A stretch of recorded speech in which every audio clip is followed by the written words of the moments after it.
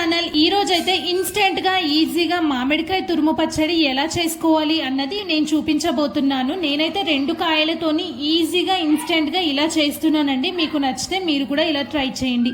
ఎలా చేసుకోవాలి అంటే ఫస్ట్ మామిడికాయలను చెక్కు తీసి తురుముకొని 1 కప్ తీసుకోండి. 1 కప్పులోకి 2.5 స్పూన్ల కారం, 1.5 స్పూన్ ఉప్పు పడుతుంది. అలాగే ఆవ పొడి, మెంతి పొడి అదొక టీ స్పూన్, ఇదొక టీ స్పూన్ తీసుకోండి. మంచిగా మిక్స్ చేసుకొని ఒక 5 నిమిషాలు మూత పెట్టుకొని పక్కన పెట్టుకోండి. తర్వాత పోపు ఎలా చేసుకోవాలి ఏంటి అన్నది చూసేద్దాం. ఫస్ట్ పొయ్యి మీద ప్యాన్ పెట్టుకొని అందులోకి పల్లీ నూనె అండి, మీ ఇష్టం, మీరు ఏ బ్రాండ్ అయినా తీసుకోవచ్చు. పల్లీ నూనె కొంచెం యాడ్ చేయండి, కొంచెం ఎక్కువనే పడుతుంది. 4 టేబుల్ స్పూన్ అలా పల్లి నూనె తీసుకొని పోపు దినుసులు, జీలకర్ర, ఆవాలు, మెంతులు కొంచెం యాడ్ చేసి తర్వాత ఎండుమిర్చి, ఎల్లుల్లిపాయలు అండి, అంటే ఎల్లిగడ్డ, ఎండుమిర్చి వేసుకొని బ్రౌన్ కలర్లోకి వేయించుకోండి.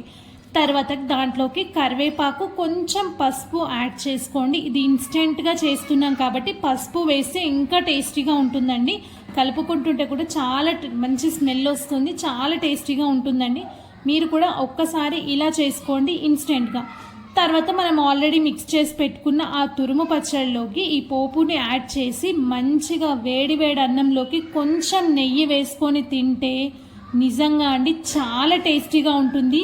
బ్యాచిలర్స్ అయినా ఇలా ఈజీగా పెట్టుకోవచ్చు అండి, పెద్దగా ఇంగ్రీడియంట్స్ ఏమీ లేవు కాబట్టి మీరు కూడా ఇలా చేసుకోండి. ఇన్స్టెంట్గా ఈజీగా అందరికీ నచ్చుతుంది. డిఫరెంట్గా మీ ఇంట్లో వాళ్ళకి కూడా ఇలా తురుము పచ్చడి, ముక్క పచ్చడి అనుకుంటా పెట్టండి, చాలా నచ్చుతుంది. మీ ఇంట్లో వాళ్ళు మళ్ళీ మళ్ళీ కావాలంటారండి, అంత టేస్టీగా ఉంటుంది. నెక్స్ట్ నేను మామిడికాయ ముక్క పచ్చడి ఎలా పెట్టుకోవాలి అన్నది చూపించేస్తా.